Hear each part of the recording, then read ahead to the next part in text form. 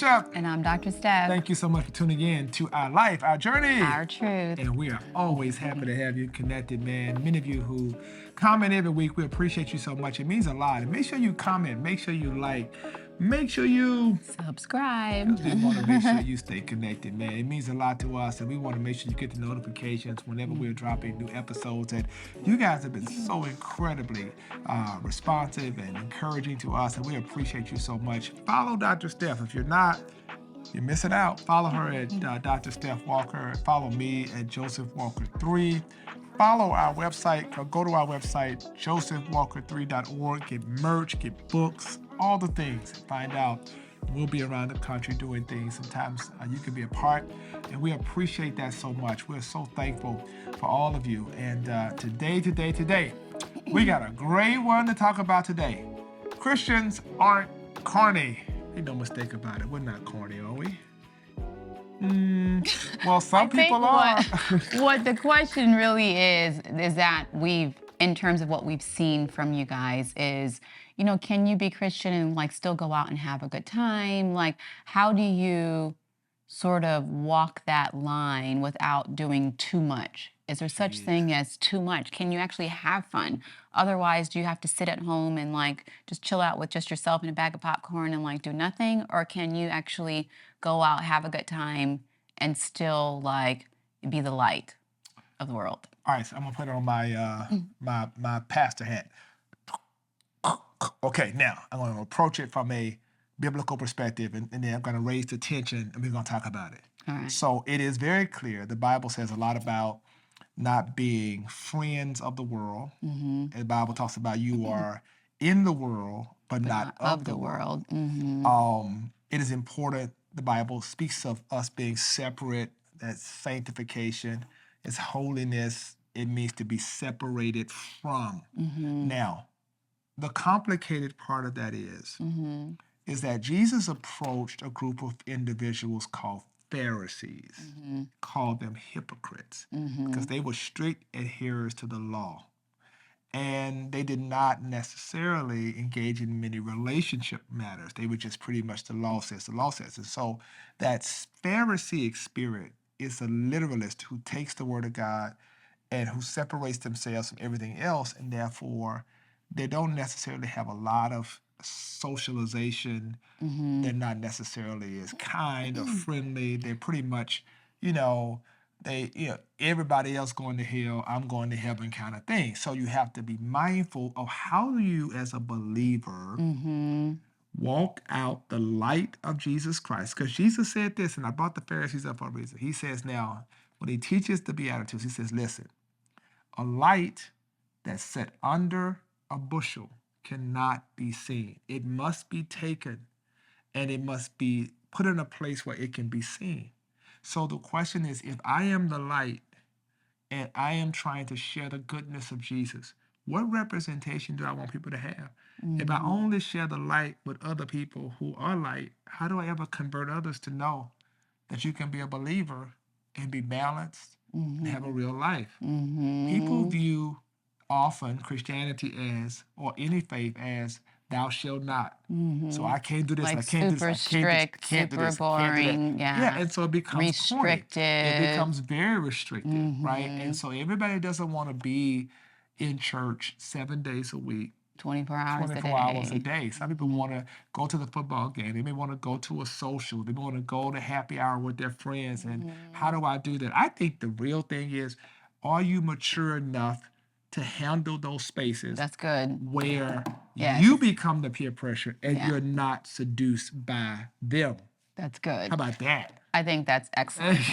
Because I think as you mature in your faith, right, you start to have these questions. When you're new in your faith, you are, going to Bible study, reading the Bible, just trying to be as strict and focused as possible. And then eventually you emerge and you're like, okay, wait a minute. How long can this last? I miss hanging out with my friends. I miss going to the football games. I miss doing this or what have you. Yeah. And it's not that, at least I believe, and I think that's where you're going. It's not that you can't do those things. It's, can you go and engage in those settings without doing too much, right? Like, can you go to the bar and not be the person who walks out drunk? Can you go hang out at the football game at the tailgate and not be the person that's drinking out of the keg, and being all over social media upside down with half dressed? Like, can you go and have good, clean fun and enjoy yourself without being a negative example of what a Christian is? And it's interesting, right? Because I've seen people who are very much literalist Pharisees who are like, they play that kind of music. Christians shouldn't be around that kind of music, or you shouldn't be around people drinking. And they'll say that. Then they'll go straight to the basketball game. And do the same thing, right? They're down there drinking, they're playing some music, you're in an environment. So what are we really saying? We're saying, don't allow yourself to be so influenced by the context that it changes your content. But that's your content determine the context. I could be in a situation, but I'm mature enough. I can handle it. I know how to say no. I know how to protect my witness. I know how to be the light. And I've been in situations like that. Yeah, I was going to say the same thing. I've been in a lot of situations. And I think sometimes we talk about winning souls to Christ. Sometimes you have to realize the way to win them is sometimes you have to go. Jesus went where they were. 100%. And you got to be a human being and let them know, I'm not going to judge you because you got a drink in your hand or because, you may have this or that. But what I am going to do is I'm going to live an example in front of you in your environment to give you something to strive for. How about that? And what I found as a young person, as I was trying to navigate this space growing up, like, I found that, sometimes you think, well, if I go and I'm not doing all the things that they're doing, they're going to judge me and they're not going to want me to come around. Well, what I realized and what I learned was that when my friends saw what I was trying to do and recognized who I was becoming, right? That's good. They became more protective of me. That's good.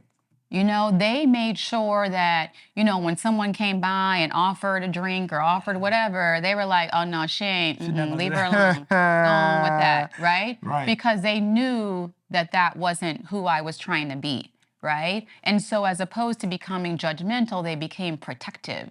And also in them becoming protective, they were able to see, well, wait, hold on. That's not corny at all. She's actually able to have a good time. And some of them started to lean more towards what I was doing as opposed to what they were doing before in the past.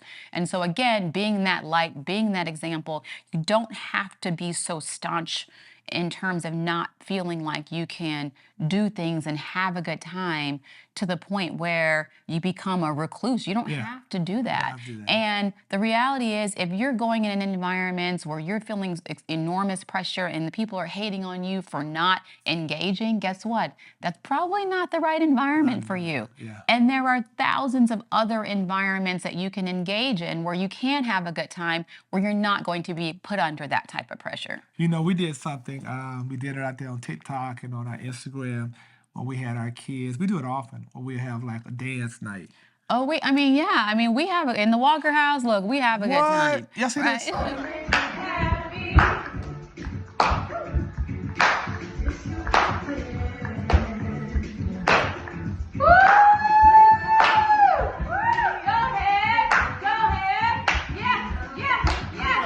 Yo, it was so much fun, and Joseph was always the lead of that. But but I was fascinated even by some of the comments. 95% of the people were like, "Oh my God, this is so beautiful." So good to see y'all having a good time. And then you had that 5% of people who were just like, Jesus wouldn't approve. Jesus wouldn't approve. Like, what are you saying? I'm dancing with my kids. Right. But that's why people want you to be such in this box. They want you to be strict. And people grow up like that. And I found out, here's a caveat. And I think you'll agree. So unhappy. I have seen people where I'm from, Louisiana, I have seen kids raised in that strict environment. And then the moment they got out, they became the wildest, most reckless. Give me free. And they get out there and act crazy. Yes. And you have to make sure you live your faith out in a way where you create balance, where kids can go to the prom, they can go to the dance. Put enough Jesus in them. You got to trust the Jesus in your children.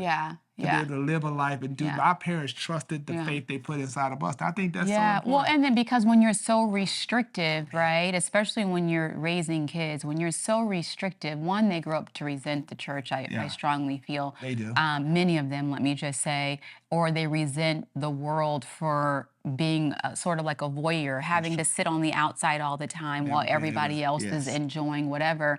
So then when they get out and they realize that they're free from parental guidance, one, they don't know how to handle themselves in those environments because they've never been in them to be trained to know how to sort of say no or, move away or know how to respond appropriately to, negative influences or what have you, because they were like, this is a childhood is a training ground for who you will be when you become an adult, right? If you've never been trained or put in those environments, when you're put in those environments finally and as an adult, you don't know how to act. You don't know how to respond. You don't know what to say. You don't know what to do. And so frequently these kids, and in my experience, especially when you get to college, those are the wildest ones. Wow. And so just sort of being mindful of creating that balance and showing your kids and being that example of balance, and so that they're not surprised or they're not sort of taken aback or they're not unprepared for what the world will give them, because regardless of how you try to shelter your kids, you're not going to be able to shelter them forever.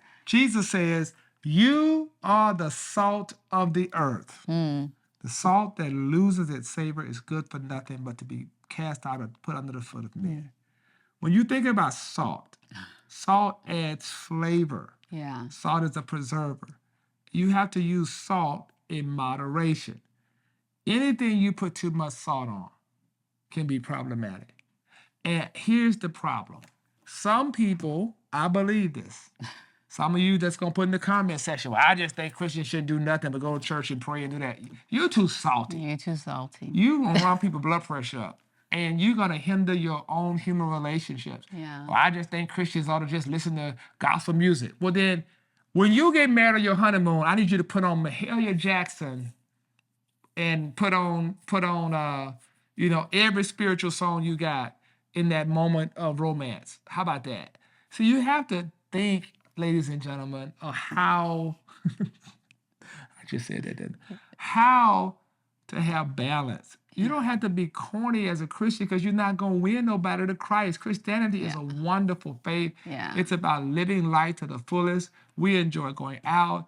We enjoy having fun. Yeah. We enjoy dancing. We enjoy singing. Yes. We enjoy doing all that. And you have to do it in a way that is responsible and not be out here running people's blood pressure up because you're too salty. You get the football game. Like running people away from Christ. Inviting people for the football game. They're like, when I saw that hit, I began to think about, how the Lord blocks for us.